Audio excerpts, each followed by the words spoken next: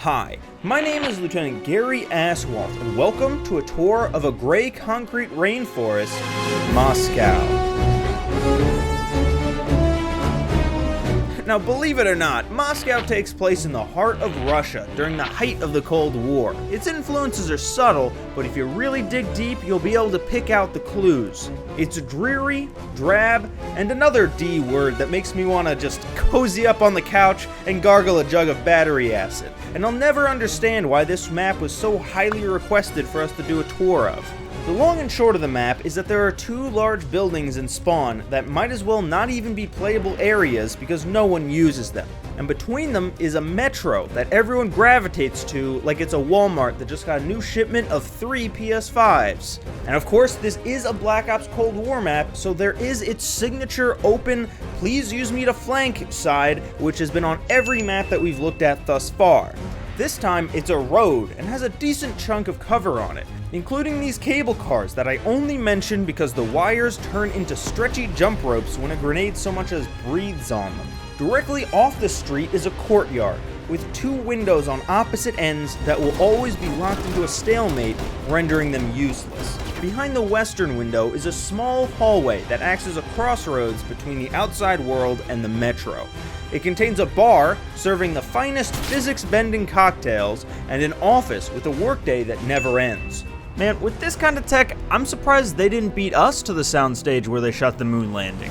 Then we get to my favorite part of the map, breaking glass windows. It's all the fun of Modern Warfare's doors, but with more lacerations. Once our sinuses are nice and sliced open, we'll make our way to the center metro, which I like to call the Deadly Donut, or a shrine to Russian man who sits like a girl. When entering this area, you'll be keen to look out for campers in any of these 3 corners or on this raised platform. If you don't see anyone there, then first, go ahead and record that clip and take it down to your nearest 7-Eleven, because in 18 states that legally counts as a winning lotto ticket. And second, you might want to turn around, because they're definitely behind you. If you take the escalators up, you'll be at the other main choke point of the map. But don't worry, the Russian god of chocolate coins is there to keep you safe. Despite losing the space race, Moscow does take home the crown for the most pointless routes on the map. Like this path that was just added because nobody told the stonemason he could go home early. Or this random thick pillar here that serves no purpose. Or all this free space behind both spawns. You can even go inside of the rail car, which I have yet to see anyone actually use in-game, and honestly, it's somehow the most unsettling thing about this map.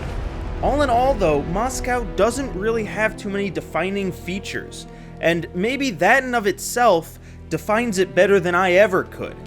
There's no gimmicks, there's no over-the-top colors, or a super out-there layout. It's basically another 3-lane city map that we've seen for nearly 2 decades. And that's okay. Perhaps that's actually the best way that it fits into its setting. It's standardized, conventional, stock, unified. Next to all the others, it's so unremarkable that it actually becomes the opposite. And I think that's where I'll end today's tour. If you want to see the last one we did, you can click right over here, or you can exit through the gift shop where you can buy golden busts of vaguely Russian-looking men.